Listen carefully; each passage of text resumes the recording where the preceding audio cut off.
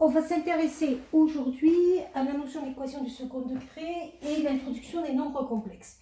Je prends l'équation x carré plus x plus 1 égale 0. La méthode est toujours la même. Pour voir s'il existe des solutions, on fait delta égale b carré moins 4ac. On voit que mes coefficients sont tous les mêmes ici. A égale 1, b égale 1, c égale 1. Donc ça fait 1 au carré moins 4 fois 1 fois 1. On tombe sur 1 moins 4, c'est-à-dire moins 3. Or, moins 3 est un nombre négatif. Donc, si on se contente de faire ce qu'on a appris les années précédentes, on dirait que le delta, le discriminant, est négatif, donc il n'y a pas de solution réelle. Or, il peut avoir des solutions, mais dans un autre espace, qui est l'ensemble des nombres complexes. Et donc, on va introduire le fait que dans l'ensemble des nombres complexes, il existe un nombre i tel que i carré est égal à moins 1.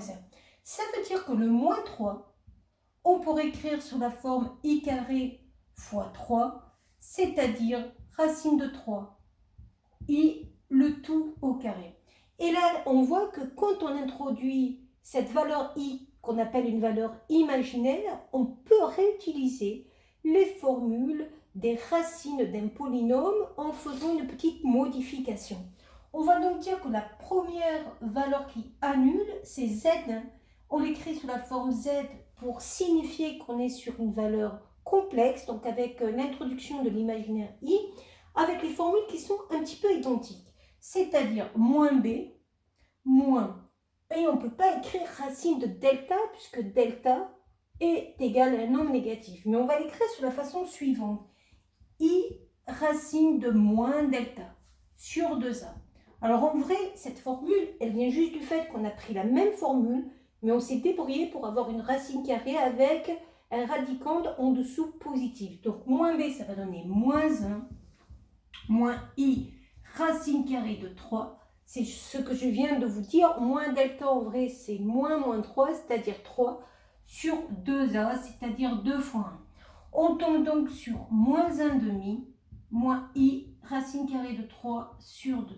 Et on tombe sur une valeur donc complexe. Et la deuxième valeur, c'est la valeur qu'on va appeler conjuguée et qu'on va noter Z1 bar. C'est la même chose, mais en changeant le signe devant la partie qu'on appelle imaginaire, c'est-à-dire la partie qui est désignée par le i. Donc ça va nous donner moins 1 demi plus i racine carrée de 3 sur 2.